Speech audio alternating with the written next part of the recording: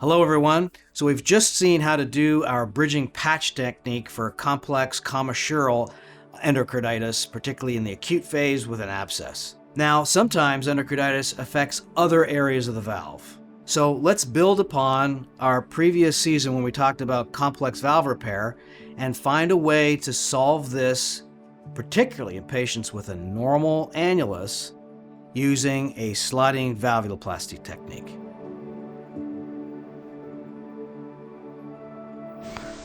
In endocarditis, sometimes the vegetations are not in the commissures and can be in any location that require assembly of all techniques in an attempt to repair. While replacement is of course possible, this is another young patient that has a normal annulus and a fairly sizable vegetation that required quite full and complete debridement down into the ventricle and into some of the muscle areas.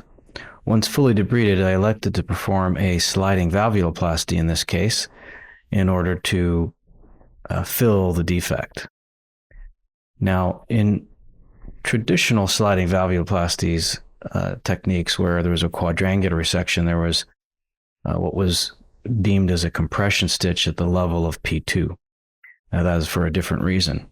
In this case, we elected to use 3 separate small compression stitches so as not to have any major kinking of the annulus, to just reduce it enough to allow for a significant slide of the remainder of P2 and 3 over to meet P1 at the level of the commissure, but just before, still within the P1 region.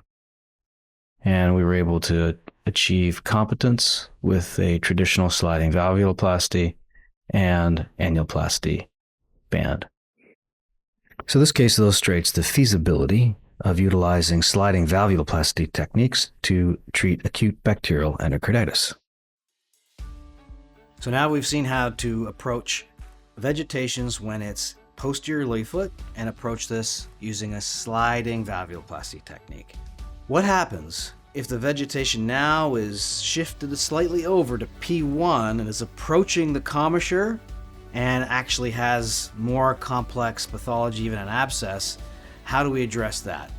Let's take a look at our next episode, which will actually incorporate both techniques using a bridging patch of P1.